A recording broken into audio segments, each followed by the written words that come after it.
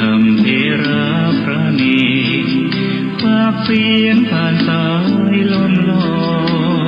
ยเชิญชวนศรัทธาร่วมบูรณาวัดป่าดงดอยยอดภูนางแก้วยังคอยทอแสงส่องฟ้าอำไพคลื่นธรรมสีขาวพาเราแช่มชื่นเป็นผู้รู้ผู้ตื่นเบิกบานทั้งกายและใจเผยแผ่คำสอนองค์ชินวรขจรกว้างไกลข่าวสารงานบุญที่ใดสื่อออนไลน์ไปถึงญาติโยมพระธาตุเจดีย์สีสองเมืองเปล่งประกายแล้วบนยอดดอยนางแก้วมีโอกาสแวะเวียนไหว้ชมจำลองจากดอยสุเทพดอยทุ่งผู้ธาตุบรมพลังแรงใจญาติโยมร่วมสร้างสมแผ่นบารมีสีขาวคลื่นธรรมนำพาความสุขพระเนรชี้ทางคลายทุกข์เกิดปิติสุขให้ทุกทินทีเปิดฟังธรรมะพระจัดรายการหลายคลื่นบางร่วมสร้างมหาทานบารมีพระธาตุเจดีย์สีสองเมื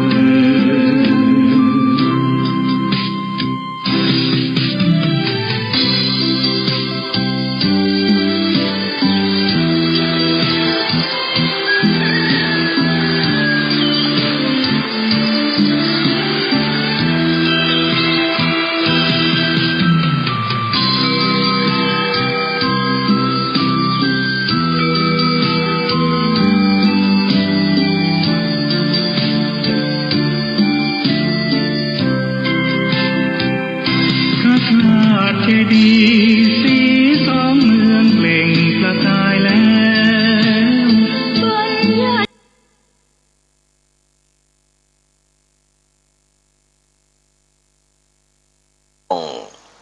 กลับมามองท่านกำลังรับฟังสถานีวิทยุสาธารณะจังหวัดเชียงใหม่คลื่นพัฒนาคุณภาพชีวิต FM 92.25 เมกะเฮิรตซ์บริหารและจัดการโดยวัดป่าแดงมหาวิหารทรงกระจายเสียงจากเลขที่ 71 หมู่ที่ 14 บ้านใหม่หลังมอตำบลสุเทพอำเภอเมืองจังหวัดเชียงใหม่รหัสไปรษณีย์50200หมายเลขโทรศัพท์0818815690 0520000636-7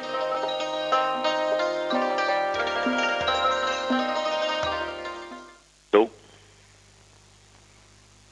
สาธุชนญาติโยมท่านผู้ฟังทั้งหลายทุกท่านทุกคนอันเป็นที่รักที่นับถือของทุกเจ้ามาอีกแล้วรายการปกิณกะแห่งธรรมะสพเพเหระก็มาพบมาปะกับญาติกับโยมเป็นประจำทุกวันในเวลาเดียวกันนี้และทางสถานีวิทยุแห่งนี้โยมทั้งหลายเราทุกคนนั้นมีพระพุทธอยู่ในจิตมีพระธรรมอยู่ในใจมีพระสงฆ์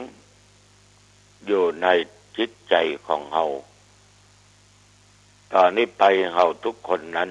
จงพร้อมใจกันมาไหว้พระสวดมนต์แล้วเฮาก็ว่าพร้อมๆกันไป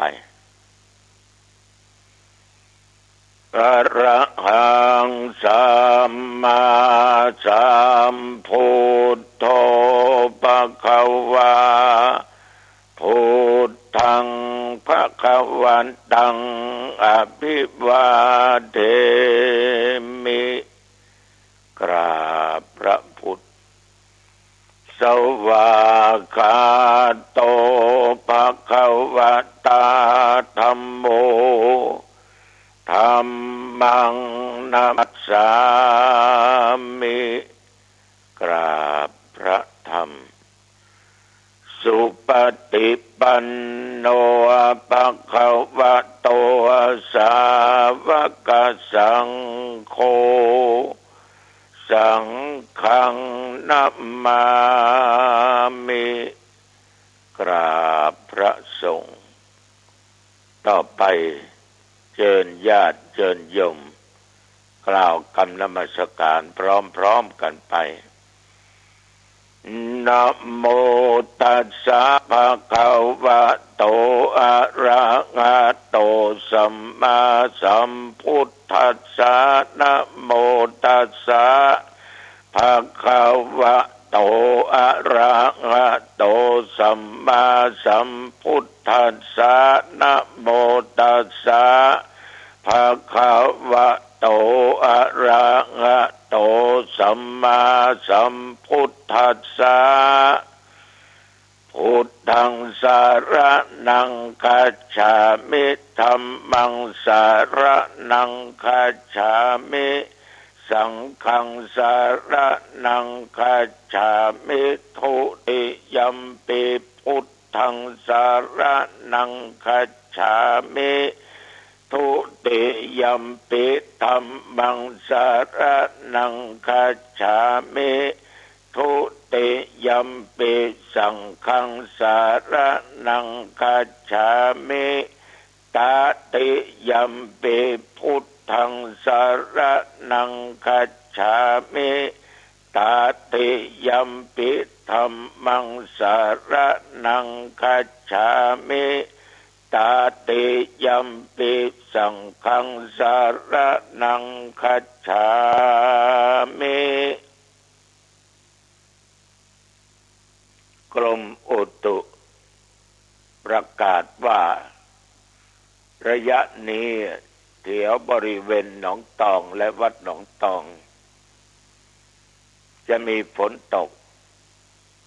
จะมีเสียงฟ้าร้องและมีลมประปรายพ่อแม่พี่น้องญาติโยม2 วันนี้ได้ถึงฝนได้ยินถึงเสียงฟ้าร้องแล้วก็ได้มีลมพอสมควรบางครั้งนั้นญาติโยมก็ตกหนักบางคราวก็ตกแบบเบาๆเนาะอย่างเวลาประเดี๋ยวนี้ฝนก็ตกอยู่ก็ยังได้ยินเสียงฟ้าร้องมาเป็นระยะเรื่องเหล่านี้เป็นเรื่องธรรมชาติบางคนก็อาจจะคิดว่ามันน่าจะมีเลยนะฝนเนี่ยหน้าหนาวมันน่าจะมีฝนตกบางคนก็อาจคิดว่าก็ถึงเวลามันแล้วมันก็ตกเมื่อใดมันก็ตกเพราะได้ไปกำหนดมันได้ก็ถูกต้องแม้แต่ในสมัยอดีตการนานมามุนแล้วเนาะมีสัตว์อยู่2 ชนิดมีเสือโคร่งกับราชสีห์เป็นเพื่อนกันเป็นสหายกันแล้วก็อยู่ในถ้ำที่เดียวกันพอว่าถึงฤดูหนาวสัตว์2 ตัวในญาติโยมก็เถียงกันขึ้นว่าความหนาวมีเวลาไหนราชสีห์ก็ตอบว่าความหนาวมีในเวลาเดือนข้างขึ้นเสือโคร่งบอกว่าบรรทุกความหนาวต้องมีในเวลาเดือนข้างแรมต่างตัวต่างบรรทุกลงกันบรรยอมกัน ด้วยความคิดความหันขัดแย้งกันญาติโยม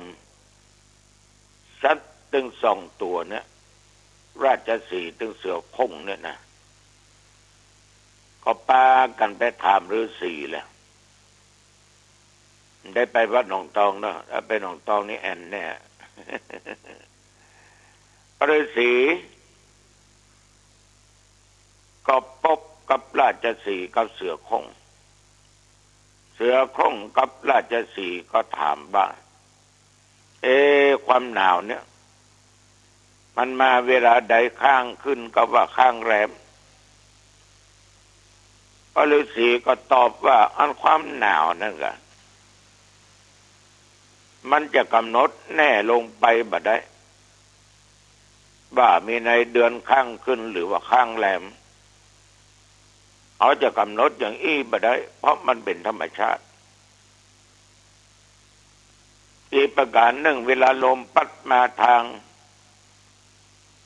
ในทางใดเนี่ยความหนาวก็มีมาในทางนั้นแม่นบ้างญาติโยมเมื่อนดเดี๋ยวออกบ้านออกจองไปสู่ที่มันโล่งมันโปร่งแต่ลมมาทางเหนือออกก็เย็นมาทางใต้ออกก็เย็นมาทางทิศตะวันออกทิศตะวันตกออกก็เย็นเนาะเพราะความหนาวนี่โดยมากที่สุดมันมีลมเป็นต้นเหตุสู่เจ้าทั้งสองเนี่ยพิษอย่างบาพิษมาพิษกันด้วยเรื่องความหนาวเพราะความหนาวความร้อนมันเป็นธรรมชาติอยู่แล้วแม้แต่ในร่างกายของคนเรายังมีดินน้ำลมไฟมีดินน้ำลมไฟแต่ละอย่างก็มีหน้าที่อันเข้มแข็งของมันญาติโยมพระฤาษีได้ตอบเสือโคร่งกับราชสีห์ทีนี้อยู่ต่อมาเนี่ยสัตว์ทั้ง2 ตัวนี้ก็ตายพระฤาษีก็ตายโอ้ญาติโยมในการที่ถกเถียงกันถึงเรื่องความหนาวโดยจะต้องค้นหาเหตุหาผลราชสีห์นั้นญาติโยมบ่ออกไม่ออกได้มาเกิดเป็นพระมหาโมคคัลลานเป็นผู้ที่มีฤทธิ์มีเดชสำหรับเสือโคร่งนั้นได้มาเกิดเป็นพระสารีบุตรเป็นอัครสาวกเบื้องขวาของพุทธเจ้าจึงได้ฉายาว่าธรรมเสนาบดีส่วนพระฤาษีหรือดาบทนั้นได้มาเกิดเป็นพุทธเจ้าเนี่ยญาติโยมทุกสิ่งทุกอย่างย่อมจะมีปัญหาย่อมจะมีข้อขัดแย้งกันเป็นธรรมดาคนเราอยู่ด้วยกันในสังคมเนี่ยความคิดหันอาจจะแตกแยกกันได้มันมีงานข่าวดำงานศพงานซากคนนั้นก็จะไปเสียวันนั้นคนนั้นอย่าไปเผาวันนั้น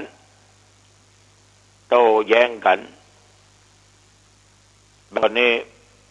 ปุ๊บบดีเผาผีจีกระดูกผีมันเบียดมาทับของกินของทาน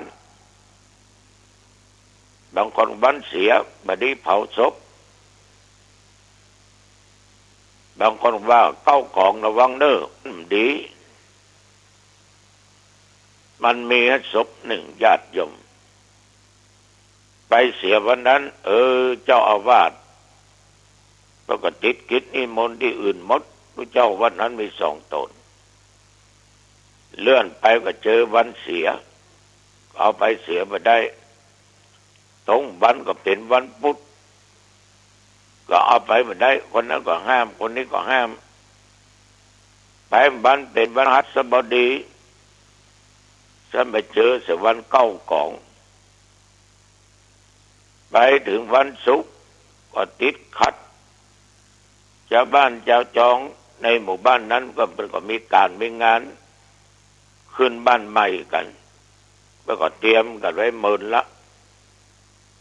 เอาเข้าได้ไปวันเสาร์ถึงวันอาทิตย์ตกลงไปเผาวันอาทิตย์6 คืนเสียวันใดก็มาเสีย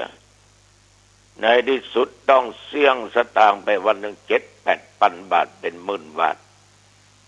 เลี้ยงเข้าป่าอาหารกับญาติพี่น้องเพื่อนพ้องชาวบ้านที่มาช่วยกันในงานศพที่มานั่งเป็นเพื่อนเป็นอย่างกัน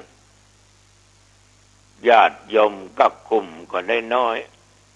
เงินประกันก็มี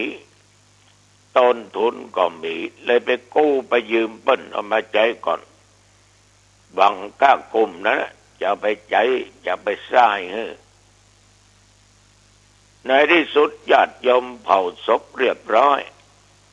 เพราะฟังเสียงชาวบ้านที่มาคัดมาแย้งกันอยู่ตลอดวันนั้นก็บดีวันนั้นก็บดีในบังเอิญเนี่ยคืนสุดท้ายเขานิมนต์ตัวเจ้าวัดหนองตองไปเทศน์จะมาก็ไปเทศน์ในงานศพนั้นเพิ่งก็คิดกันเทศน์ละ200 บาท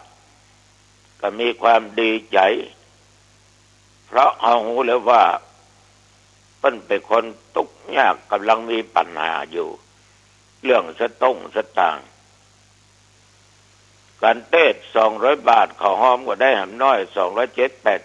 270ในเวลานั้นก็ยกกันเทศน์เป็นตาลเนี่ยเอาก็สั่งปิกวัดหนองตองก็เดินทางไปเทศน์30 กว่ากิโลนะไปปิกจะเป็น70 กว่าโลน้อยละเนี่ยยอมทั้งหลายในที่สุดหูข่าวมาว่าต้องได้ขายหมูที่เลี้ยงมาขายหมูลายตัวที่เลี้ยงไว้เอาไปใช้ในงานศพขายรถมอเตอร์ไซค์รถเครื่องไปใช้ในงานศพแกะซองที่พ่อแม่พี่น้องมาหอมมันก็ไม่ได้นักฉะนั้นญาติโยมอันยังก็ตามถ้าตั้งใจจะทำว่ามันดีมันก็ดีอันไหนที่เขาจะทำไปแล้วมีการคัดแย้งกันบอกว่ามันบดีความบดีเนี่ยก็ตกอยู่กับเฮาคือบดีต้องเสียเงินเสียทองเสียข้าวเสียของเสียหมูเสียรถเครื่องไปแต่ได้จริงนั้นถ้าเขาจะถือกันก็ถือวัน9 กองวันเดียววันเสียนั้นบัดสำคัญในมันก็เสียละในมันก็ตายละติดจันการพุทธพัดสุกเสาเผาผีได้ทั้งนั้นถ้ามันไปเติกกับวัน9 กองบางที่บางแห่งบางหนบางก็จำเป็นต้องเผาก็ยังไปติไปตำหนิมันว่าวันนี้9 กองบ่โหกะเฮ้ยมันน่ากลัวนึเพิ่นบ่เคยเผาผีจี้กระดูกกันมีอันที่หนึ่งญาติโยมศรัทธาตายลงทีนี้เขาก็ไปถามสอนตุเจ้าเอาตุเจ้าว่าหมดตุเจ้าก็บอกว่าวันนั้นเนอะเอาไปเผาได้มีปัญหาแต่มาก็บ่ติดธุระหยังพระเด่นก็ได้ไปโรงเรียนญาติโยมบังเอิญเนี่ยมันก็มีคนหูมานั่งงานศพไผว่าสักเตื้อตุได้ก็ว่าไปเลยมัน9 ของอย่ามันแพ้ทั้งหลังยาบรรทุว่าบดีเผาผีจี้กระดูกเจ้าภาพได้ยินอย่างนั้นก็บอกเขาม่วนใจแล้วบอกเขาสบายใจแล้วแจ้งปั้งเข้าไปหาตุเจ้าญาติโยมพ่อออกแม่ออกท่านผู้ฟังทั้งหลายท่านสาธุเจ้านั้นก็กันเดียวกันเนอะเอาจะโทรนิมนต์หลวงพ่อวัดหนองตองมาเทศน์อยู่นะ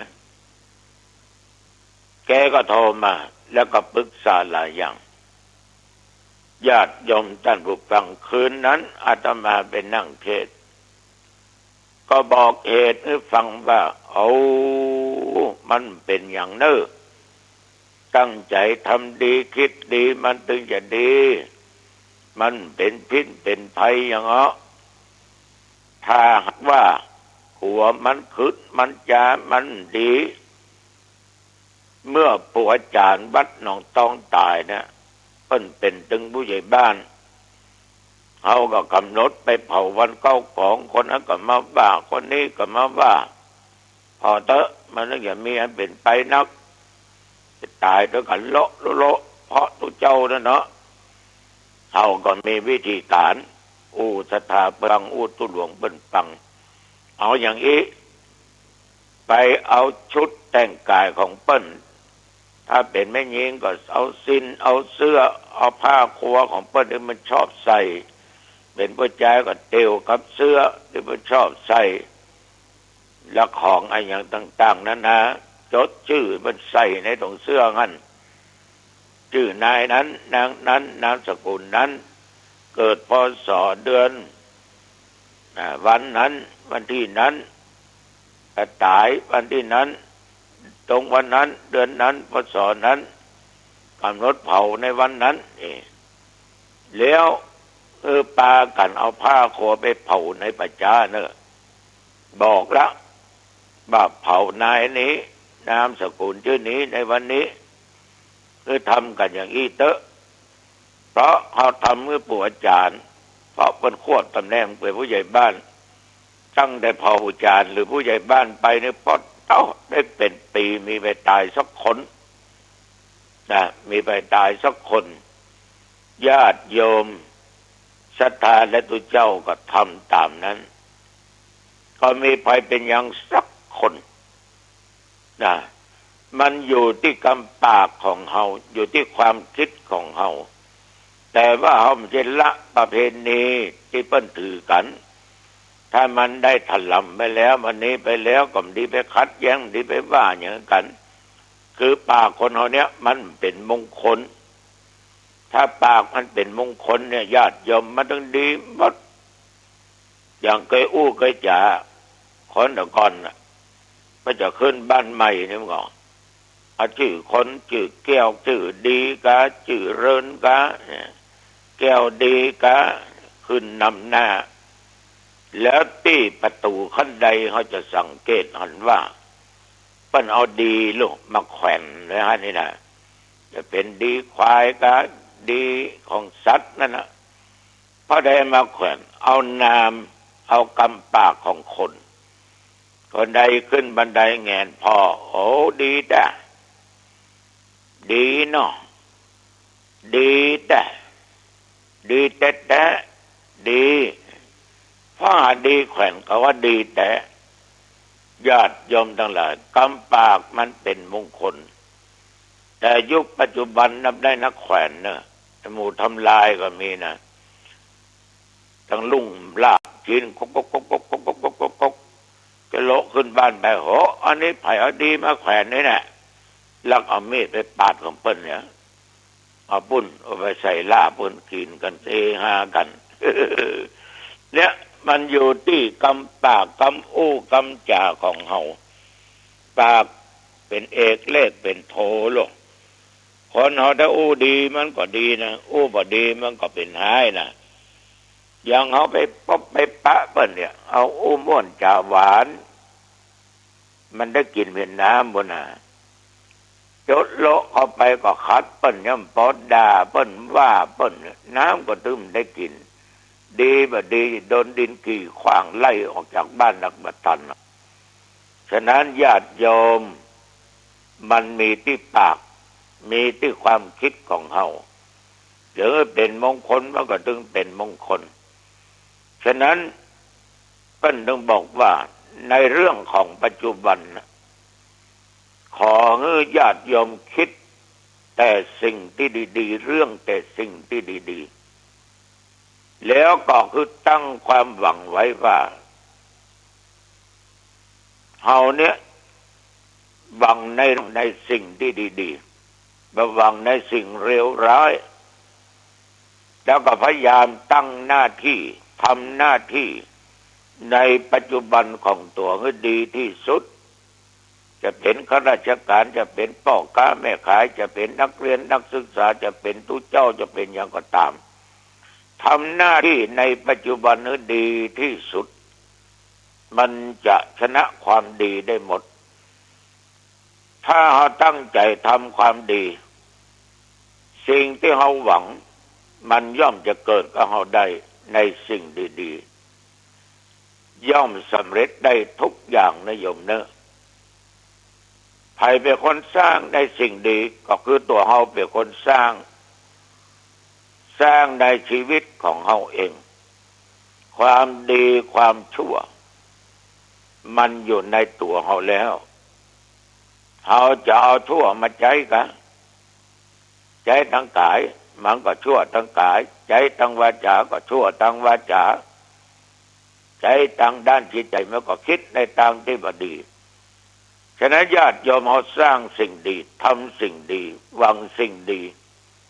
ในจิตในใจของเรามันก็ดีหมดการอู้การจาก็ดีการกระทำมันก็ดีเมื่อดีเนี่ยมันผสมประสานกันโยมมันก็เป็นมังคละเป็นมงคลดังที่รายการเราเนี่ยปากันไว้พระสวดมนต์กันเนี่ยโอ้นับว่า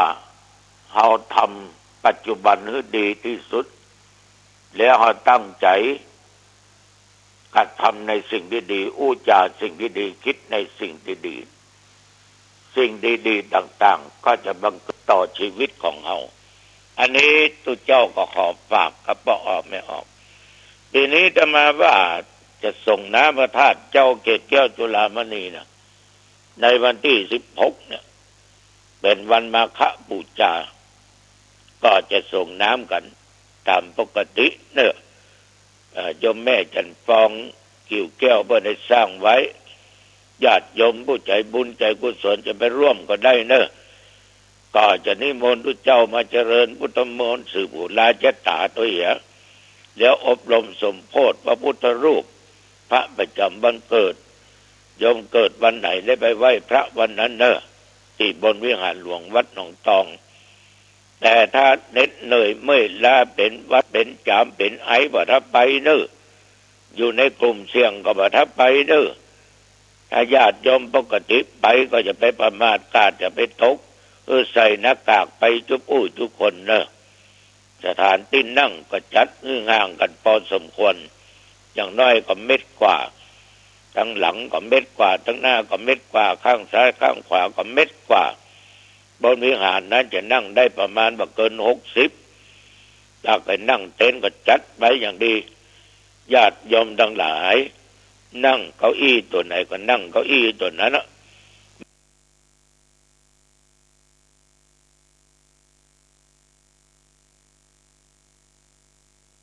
มันถึงเป็นอย่างอาหารก็จะเลี้ยงอาหารเข้ากล่องก็ได้ใครมีศรัทธาจะรับสังฆทานอย่างใดก็แจ้งความประสงค์ได้ที่ตุลุงเนอะวันที่16มาครับจะทำการส่งน้ำพระธาตุเกศแก้วจุฬามณีอันนี้อู้จะไปมาเวลาพอสมควรอายุวันโนสุขังพลังพบกันใหม่ในวันหน้าโอกาสหน้าเจริญพรสวัสดีครับท่านผู้ฟังที่เคารพธรรมสาระวันนี้ผมเกษตรเพชรสำริดวิทยากรก็นำสารธรรมต่างๆมาฝากกับท่านผู้ฟังให้ท่านได้รับรู้รับทราบกันนะครับเรื่องราวต่างๆของสารธรรมคำสอนในทางพระพุทธศาสนาก็เป็นส่วนหนึ่งนะครับที่เราหลายคนหลายท่านเป็นผู้มีปัญญาบารมีดีอยู่แล้วนะครับที่จะได้เข้าใจหลักธรรมคำสอนทางพระพุทธศาสนานั้นถือว่ามีคำสอนที่ชวนให้เราได้คิดได้พิจารณากันนะครับในเรื่องราวที่เราได้เข้าใจกันมามากบ้างน้อยบ้างนะครับในเรื่องของศีลธรรมท ที่กลับมาสู่จิตใจของท่านผู้ฟังก็ย่อมจะทำให้ก่อเกิดประโยชน์ในส่วนของการสร้างบุญบารมีของแต่ละคนแต่ละท่านนะครับท่านผู้ฟังก็อาจจะมองข้ามกันไปเรื่องของการสร้างคำว่าบารมีแปลว่าการทำความดีให้เต็มให้สมบูรณ์บริบูรณ์โดยปกติโดยทั่วๆไปคนเรานั้นอาจจะชั่ว7 ทีดี7 หนอะไรอย่างนี้บางคนก็อาจจะเคยสร้างบาปกรรมในทางที่ผิดศีลผิดธรรมผิดต่อกฎหมายต่อศีลธรรมของบ้านเมืองแล้วก็ยังผิดต่อกฎหมายของบ้านเมืองวัฒนธรรมประเพณีต่างๆอาจจะเสื่อมเสียไปเพราะเราเป็นต้นเหตุดังที่หลายคนหลายท่านได้เรียนรู้และเข้าใจกันในช่วงที่เราได้มีการศึกษาดีจบปริญญาตรีปริญญาโทปริญญาเอกแต่อาจจะมีความประพฤติที่เรียกว่าพวกมากลากไปจะเป็นเยาวชนคนดีของชาติหรือใครต่อใครก็ตามวันนี้เราก็คงไม่ไปโทษว่าท่านหลงทางเพราะว่าเพื่อนพาไปในสิ่งที่เป็นอบายมุขทางเสื่อมไม่ว่าจะกินเหล้าสูบบุหรี่คบหญิงคบชู้สู่หญิงสู่ชายก็แล้วแต่นะครับก็นอกจากนั้นก็พากันไปเสพยาเสพติดหรือมั่วสุมในการที่จะเป็นแก๊งคอลเซ็นเตอร์หากินกันในช่องทางที่ผิดต่อกฎหมายแล้วก็ยังคบค้าสมาคมกันเป็นกวนใหญ่แก๊งใหญ่ที่เป็นสร้างความเดือดร้อนไม่ว่าจะเป็นการสร้างปัญหาในเรื่องของสถานการณ์บ้านเมืองเรื่องของวัยรุ่นนะครับก็อาจจะไปห้ามปรามความคิดของท่านไม่ได้แต่ท่านก็จะต้องยับยั้งชั่งใจวันนี้ท่านเป็นบัณฑิตแล้วที่ได้ศึกษาแล้วเรียนรู้แล้วจบศาสตร์แล้วปริญญาตรีปริญญาบัตรแม้ท่านจะได้เข้ารับพระราชทานหรือไม่อย่างไรนั้นยังไม่มีความหมายไม่มีความสำคัญเพียงเมื่อเข้ารับพระราชทานปริญญาบัตรก็จะได้รับบรมราโชวาทของพระเจ้าแผ่นดินหรือผู้แทนพระองค์ก็แล้วแต่อย่างไรก็ตามนั้นก็เป็นส่วนหนึ่งเป็นนิมิตหมายอันดีถึงแม้หลายท่านอาจจะไม่สามารถเข้ารับพระราชทานปริญญาตามธรรมเนียมประเพณีของคนไทยที่จบการศึกษาหรือผู้ที่มาศึกษาในประเทศไทยและจบการศึกษาก็ธรรมเนียมต่างๆนั้นย่อมมีการเปลี่ยนแปลงนะครับท่านผู้ฟังต่อไปในภายภาคหน้าผู้ที่จะเข้ารับปริญญาบัตรที่มีการจัดแล้วก็มีการเดินทางจากต่างจังหวัดบางท่านจบปริญญาแล้วก็ต้องไปหางานทำเพื่อประกอบอาชีพหลังจากจบการศึกษาไม่ว่าท่านจะจบปริญญาตรีปริญญาโทขอไปปริญญาตรีปริญญาโทปริญญาเอกแล้วนั่นเป็นวุฒิการศึกษาปริญญาบัตรแต่การงานที่รอท่านเข้าไปทำงานหน่วยงานต่างๆไม่ว่าจะเป็นหน่วยงานราชการรัฐวิสาหกิจหรือภาคเอกชนที่จะรับท่านเข้าสู่การทำงานเพื่อประกอบอาชีพตามความรู้ความสามารถของท่านฉะนั้นวันนี้แม้ท่านจะเข้ารับปริญญาบัตรหรือไม่ได้เข้ารับปริญญาบัตรแต่ความรู้ความสามารถของท่านที่ได้ศึกษาจากครูบาอาจารย์ธรรมเนียมทั้งภายในประเทศไทยและต่างจังหวัดรวมไปถึงต่างประเทศก็มีธรรมเนียมรับจากผู้บริหารสถานศึกษามีอธิการบดีผู้อำนวยการหรือใครต่อใครก็แล้วแต่ในต่างประเทศหรือในประเทศไทยต่อไปก็จะเปลี่ยนแปลงไปเพราะว่าการศึกษานั้นเป็นการประสิทธิ์ประสาทจากครูบาอาจารย์ในระดับมหาวิทยาลัยระดับอุดมศึกษาฉะนั้นการประกอบอาชีพของท่านจะโดยสุจริตหรือไม่สุจริตจะถูกต้องตามกฎหมายหรือผิดต่อกฎหมายนั้นเป็นความเฉลียวฉลาดของท่านวันนี้ท่านเดินทางไกลมีค่าใช้จ่ายท่ามกลางสถานการณ์โควิด -19 บางท่านอยู่ภาคใต้สุดเหนือสุดภาคอีสานภาคตะวันออกสุดภาคตะวันตกหรือภาคกลางเดินทางเพื่อมาเข้ารับปริญญาบัตรในมหาวิทยาลัยที่ท่านจบการศึกษาหรือสถานที่จัดเพื่อรับ พระราชทานปริญญาบัตรนั้นอาจจะมีค่าใช้จ่ายมากกว่าที่ท่านไม่ได้มาแล้วก็ยังทำงานตามปกติในหน่วยงานส่วนงานของท่าน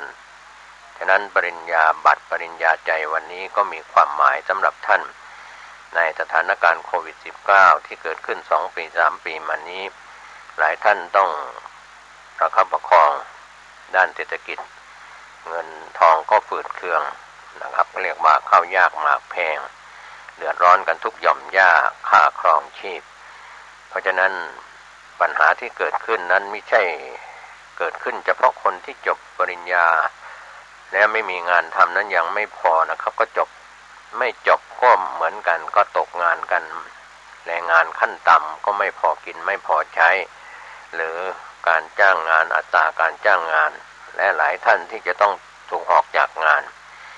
ไม่ว่าจะเป็นหน่วยงานต่างๆที่เรารับรู้รับทราบกันไม่ว่าจะเป็นภาคเอกชนหรือรัฐวิสาหกิจหรือหน่วยงานราชการก็ตามถ้าทำผิดต่อกฎหมายและศีลธรรมวัฒนธรรมกฎหมายนั้นมีสิ่งสำคัญที่ผิดท่านอาจจะถูกออกจากงานถูกไล่ออกให้ออกอะไรต่างๆหรือการภาคทันดังนั้นวันนี้หน่วยงานฝ่ายการปกครองทหารตำรวจฝ่ายงานปกครองและหน่วยงานต่างๆทุกกระทรวงทบวงกรมนะครับก็เป็นส่วนสำคัญที่ท่านจะต้องประคับประคองเพื่อทำงานก็เกิดรายได้สูตรเลี้ยงตนเองเลี้ยง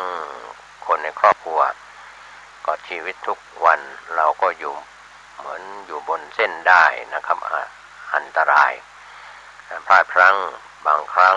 มีความเดือดร้อนเกิดขึ้นการไปขอกู้สินเชื่อเงินด่วนเงินอะไรต่างๆซึ่งเป็นการกู้นอกระบบก็อาจจะมีดอกเบี้ยแพงและสร้างปัญหาทับถมลักษณะดินพอกหางหมูวันนี้เงินในระบบที่เราจะไปกู้ธนาคารพาณิชย์หรือแบงก์ก็อาจจะปล่อยยากยุ่งยากในการที่ท่านจะขอสินเชื่อจากธนาคารพาณิชย์ก็เป็นปัญหาแล้วก็เลยไปกู้สินค้าเรียกว่าไปกู้ยืมนอกระบบก็มีดอกเบี้ยแพงดอกเบี้ยโหดอะไรต่างๆก็มีข่าวเกี่ยวกล่าวเรื่องของการตามทวงดอกเบี้ยโหดกันนะครับเรียกว่าต้นมีไม่มากแต่ว่าดอกเบี้ยบานทะโร่นะครับเรียกว่าโหดมีใช้คืนไม่ใช้คืนแก๊งเงินกู้ปล่อยเงินกู้เหล่านั้นก็ทางเจ้าหน้าที่ตำรวจฝ่ายปกครองของบ้านเมืองก็ไม่ได้นิ่งนอนใจแต่ว่าในยามทุกยามยาก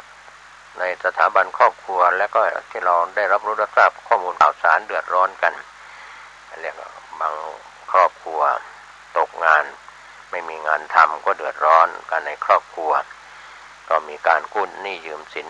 ทั้งเงินในระบบนอกระบบก็เรียกว่าแม้แต่ธนาคารพาณิชย์ก็ยังเรียกว่าอนุโลมหรือว่ามีการลด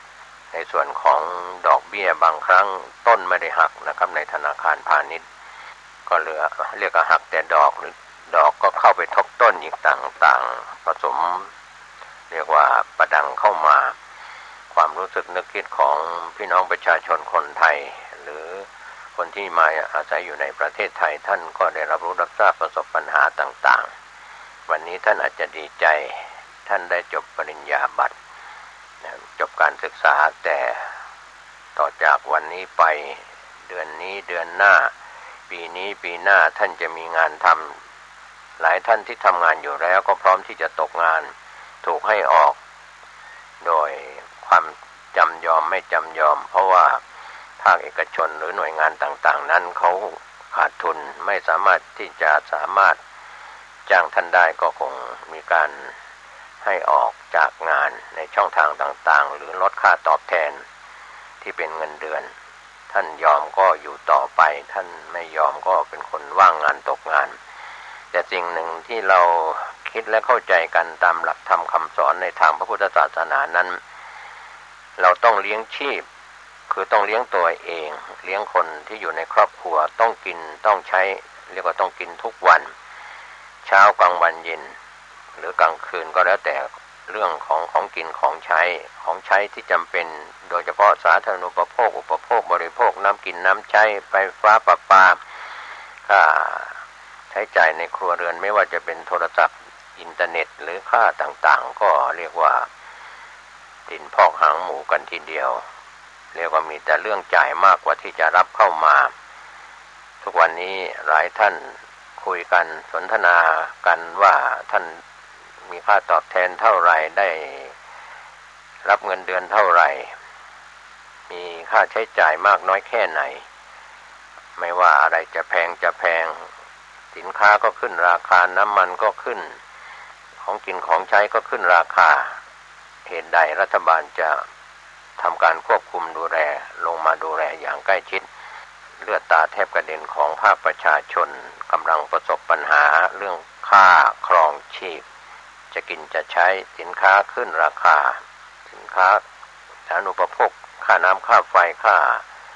โดยสารต่างๆขึ้นราคาก็เป็นปัญหานะครับเพราะว่าในขณะที่สถานการณ์โควิดผ่านไปปี2 ปีมานี้เราก็ได้รับเงินช่วยเหลือจากรัฐบาลในโครงการต่างๆช่วงสถานการณ์โควิดแล้วแม้โควิดจะจางหายไปแต่การประกอบอาชีพการทำงานของเราในวันนี้ความรู้ที่เรามีอยู่เราจะใช้ความสามารถไปประกอบอาชีพอะไรได้บางครั้งก็อาจจะต้องใช้หลักพึ่งพาตนเองแต่ว่าหลายท่านก็ไม่มีที่ทำกินด้านการเกษตรกรรมก็ไม่มีหรือหลายท่านเป็นลูกของพี่น้องชาวไร่ชาวนาชาวสวนมีครอบครัวที่เป็นเกษตรกรรมก็จบการศึกษาแล้วก็ทำด้านการเกษตรการค้าการขายการเกษตรไม่ได้ก็จะต้องใช้ปริญญาบัตรนั้นไปทำงานในส่วนราชการรัฐวิสาหกิจหรือบริษัทเอกชนดังนั้นบรรพชนที่ได้เคยมีที่ดินที่นาที่สวนที่ทำนาทำสวนทำไร่ทำเกษตรกรรมก็จางหายไปกลายเป็นที่อยู่อาศัยเป็นหมู่บ้านจัดสรรจากที่นาเป็นหมู่บ้านจัดสรรจากที่สวนที่อยู่ในพื้นที่ต่างๆที่เคยทำเกษตรกรรมก็เรียกว่าการประกอบอาชีพแบบชาวสวนชาวไร่ชาวนาด้านการเกษตรนั้นก็จางหายไปก็มีนายทุนที่เข้ามากอบโกยในเรื่องของเรียกว่าใช้วัตถุดิบจากพี่น้องเกษตรกรนั้นเป็นผลิตอย่างเช่นชาวนาก็ไม่ได้ทำนาก็มีผู้ที่ทำนาขายให้กับนายทุนได้เข้าสารไปประกอบเป็นสินค้าสำเร็จรูปที่ขายตามร้านสะดวกซื้อหรือตามห้างสรรพสินค้าต่างๆปัจจุบันโรงสีเล็กหรือโรงสีใหญ่หรือโรงข้าวซ้อมมืออย่างสมัยยุคพ่อแม่ในสมัยปู่ย่าตายายพ่ออุ้ยแม่อุ้ยนั้นก็คงทำกันไม่ได้ก็เปลี่ยนไปตามความเจริญในด้านอุตสาหกรรมพี่น้องชาวนาก็ไม่ได้ทำนาพี่น้องชาวไร่ชาวสวนก็ไม่ได้ทำไร่ทำสวนลูกหลานจบปริญญาบัตรก็ไปทำงานราชการรัฐวิสาหกิจหรือเอกชนหรือไปทำงานเดินทางไปทำงานแสวงหางานทำทั้งในประเทศไทยในต่างจังหวัดหรือในต่างประเทศวันนี้เรียกว่าทุกเกิดขึ้นทุกหย่อมหญ้าแผ่นดินลุกเป็นไฟเพราะว่าเหตุความยากจนเข็ญใจความลำบากกายไม่มีจะกินไม่มีจะใช้แล้วยังไม่เพียงพอยังลำบากใจกับสถาบันครอบครัวที่เรามีพี่น้องมีญาติพี่น้องที่สงเคราะห์กันก็มีที่ต่างคนต่างอยู่ต่างคนต่างไม่ได้ช่วยเหลือกันหรือในส่วนที่เพื่อนสนิทมิตรสหายก็ตามวันนี้หลายท่านที่แบกหน้าไปขอความช่วยเหลือจากใครก็อาจจะถูกปฏิเสธเพราะว่าตัวเขาเองที่เราไปขอความช่วยเหลือก็อาจจะเดือดร้อนคงจะไม่กระทบสำหรับนายทุนที่เป็นคนมีอันจะกินไม่เดือดร้อนเขาก็ช่วยในกอบโกยกันอย่างเต็มที่นะครับไม่ได้ลงมาเหลียวแลคนยากคนลำบากคนระดับรากหญ้าอย่างชาวบ้านที่อยู่อาศัยกันในทุกวันนี้ชีวิตของพวกเราที่อยู่ในสถานะเหมือนอย่างในอินเดียนั้นมีการแบ่งชั้นวรรณะก็ได้เหตุผลที่เขาถือกันมาจากโบราณกาลเป็น100 ปีพันปีอย่างวรรณะกษัตริย์วรรณะพราหมณ์วรรณะแพทย์วรรณะสูตรก็วรรณะชั้นสูงชั้นกลางชั้นต่ำ แต่ในประเทศไทยเราก็ไม่ค่อยจะได้ถือวรรณะกันแต่อาจจะขาดความช่วยเหลือกันขาดเรียกว่าคนเรียกว่าแบ่งชั้นวรรณะกันคำว่าเสมอภาคนั้นคงจะเป็นไปได้โดยยากความร่ำรวยความยากจนหรือการพอมีพอกินพอใช้วันนี้ในหลักธรรมคำสอนในทางพระพุทธศาสนาที่เราพูดถึงคำว่าประโยชน์ในปัจจุบันที่ใช้ศัพท์และก็เป็นคำย่อๆผู้ที่เป็นพี่น้องชาวพุทธก็จะเข้าใจว่าอุอากาสะเป็นประโยชน์ในชาตินี้ที่เราจะใช้อุทธานสัมปทาลุกขึ้นทำการงานบางคนตื่นตั้งแต่เช้ามืดนะครับตีสามตีสี่ลุกขึ้นมาประกอบอาชีพค้าขายทำไร่ทำนาทำสวนหรือทำงานใดๆก็แล้วแต่ขยันหมั่นเพียรไม่ได้ขี้เกียจขี้คร้านนะครับเรียกว่าอุทธานสัมปทาหมั่นในการทำงานฉะนั้นสิ่งทั้งหลายทั้งปวงก็จะแพ้ความหมั่นคนที่ขยันทำมาหากินประกอบอาชีพในส่วนของการลุกขึ้นทำงานไม่นอนคุดคู้อยู่ในที่หลับที่นอนบางครอบครัวนั้นเอากลางวันเป็นกลางคืนเอากลางคืนเป็นกลางวันเรียกว่ากลางวันหลับนอนกลางคืนทำงานหรือบางท่านกลางคืนหลับนอนกลางวันทำงานก็แล้วแต่ไม่เป็นไปโดยธรรมชาติพระอาทิตย์ขึ้นนั้นส่องแสงสว่างให้ชาวโลกได้ประกอบอาชีพการงาน12ชั่วโมงค่ำลงไปแม้สัตว์เดรัจฉานอย่างเช่นนกก็ดีอะไรก็ดีก็จะเข้าสู่รังนอนในยามที่หมดแสงพระอาทิตย์ตะวันตกดินแล้วส่วนกลางคืนก็เป็นเวลาหลับนอนพักผ่อนทั้งคนและสัตว์ตามเลียดลอยหรือตามโบราณอาจารย์ที่เป็นอย่างนั้นแต่ในปัจจุบันนี้ไฟฟ้าแสงสว่างมีอยู่แล้วในส่วนของไฟฟ้าที่เป็นแหล่งกำเนิดก็ทั้งไฟฟ้าฝ่ายผลิตไฟฟ้าส่วนภูมิภาคไฟฟ้านครหลวงอะไรต่างๆก็จ่ายกระแสไฟฟ้ามีค่าใช้จ่ายจากการใช้ไฟฟ้าก็ใช้ไฟฟ้านั้นในยุคปัจจุบันทั้งกลางวันกลางคืนก็เลยกลายเป็นว่าโรงงานอุตสาหกรรมบริษัทห้างร้านหน่วยงานราชการหรือรัฐวิสาหกิจหรือภาคเอกชนหรือภาคประชาชนธรรมดาก็เรียกว่ามีไฟใช้ไฟฟ้าใช้ในรอบ24ชั่วโมงทีเดียวไฟไม่หายเพราะในเวลานี้อุปกรณ์จากใช้ไฟฟ้าถ้ากระแสไฟฟ้าดับลงก็หลายอย่างที่ต้องหยุดการใช้งานไม่ว่าจะเป็นเครื่องกำเนิดไฟฟ้าที่เราเคยใช้ไฟฟ้าในบ้านในสิ่งที่อาจจะใช้แทนกันอาจจะมีถ่านหุงข้าวแก๊สหุงข้าวทำกับหรือใช้ในครัวเรือนแต่ไฟฟ้านั้นอาจจะเป็นปัจจัยสำคัญแหล่งกำเนิดของการผลิตไฟฟ้าจากแสงพระอาทิตย์ต้นทุนก็ยังสูงอยู่ยังไม่สามารถที่จะมีอุปกรณ์ที่จะรับแสงพระอาทิตย์ผลิตเป็นกระแสไฟฟ้าใช้ในครัวเรือนใช้ในหน่วยงานของท่านวันนี้เราถูกกีดกันจากหน่วยงานใดที่จะมีอุปกรณ์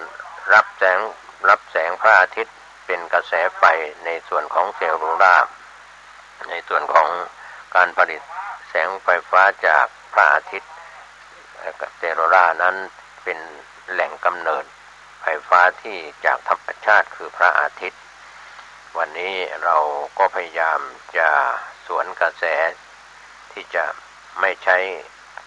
ไฟฟ้าจากการผลิตเพื่อจำหน่ายของการไฟฟ้าฝ่ายผลิตไฟฟ้าส่วนภูมิภาคไฟฟ้านครหลวงจากแหล่งกำเนิดของการผลิตไฟฟ้าจากน้ำจากถ่านหินหรือจากอะไรก็แล้วแต่ก็ต่อไปในอนาคตแหล่งกำเนิดจากไฟฟ้าเหล่านี้ที่จะได้จากธรรมชาติเราก็จะมีมากเพราะว่าพระอาทิตย์นั้นก็เรียกว่าหมุนรอบโลกในรอบ24ชั่วโมงจากซีกโลกหนึ่งก็ได้12ชั่วโมงและอีกโลกหนึ่งก็ได้อีก12ชั่วโมงคนละมุมโลกที่โลกโคจรรอบพระอาทิตย์นะครับก็แสงพระอาทิตย์นั้นจะได้ประโยชน์แต่เราจะได้คุณค่าจากแสงพระอาทิตย์ในการผลิตไฟฟ้าเพื่อใช้ในครัวเรือนในหน่วยงานอุตสาหกรรมในหน่วยงานต่างๆทั้งภาครัฐเอกชนและภาคประชาชนก็ตาม วันนี้เราไม่ได้ใช้ธรรมชาติแต่ต้องอาศัยจากการที่เขาผลิตขึ้นมาเพื่อจำหน่ายดังนั้นทำให้เราก็ต้องลำบากถ้าไฟฟ้าฝ่ายผลิตไม่มีที่จะมาแจกจ่ายให้ไฟฟ้าส่วนภูมิภาคไฟฟ้านครหลวงได้ใช้ในประเทศไทยหรือแหล่งกำเนิดที่จะผลิตไฟฟ้ามีน้อยก็อาจจะเป็นปัญหาดังนั้นการผลิตไฟฟ้าจากแหล่งน้ำแหล่ง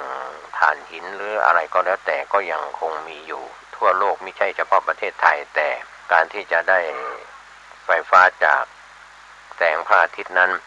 ก็น่าจะเป็นทางเลือกหนึ่งซึ่งหลายคนหลายท่านอาจจะมองข้ามไปทุกวันนี้เราว่ามีบรรยากาศชั้นบรรยากาศโลกร้อนเพราะว่าสิ่งต่างๆที่เป็นมลภาวะของโลกที่ฟุ้งกระจรกระจายไปในชั้นบรรยากาศก็ทำให้บรรยากาศโลกร้อนฤดูหนาวก็เปลี่ยนไปฤดูฝนก็เปลี่ยนไปฤดูร้อนก็เปลี่ยนไปเขาทำให้คนและสัตว์ที่อยู่บนโลกใบนี้209ประเทศทั้งประเทศเล็กประเทศใหญ่ก็ส่งผลกระทบโดยเฉพาะพยาธินาความเดือดร้อนจากโรคภัยไข้เจ็บสถานการณ์โควิดหรือว่าไวรัสโคโรนา2019และจะกลายพันธุ์และจะมีโรคภัยไข้เจ็บอื่นๆเข้ามาเปลี่ยนพวกเราอย่างไรในอนาคตอันใกล้นี้เราก็ไม่ยังรู้ได้ว่าจะมีอะไรที่เป็นเหตุเพศภัยจากภัยธรรมชาติก็ดีจากเชื้อโรคจากสิ่งแวดล้อมจากมนุษย์ต่อมนุษย์ด้วยกันสงครามโรคสงครามกลางเมืองหรือการทะเลาะเบาะแว้งขัดแย้งกันในส่วนที่ความเสมอภาคไม่เกิดขึ้นคำว่าเสมอภาคนั้นคงเป็นไปไม่ได้ระหว่างนายทุนศักดินาหรือระดับชนชั้นล่างชั้นกลางชั้นสูงอย่างไร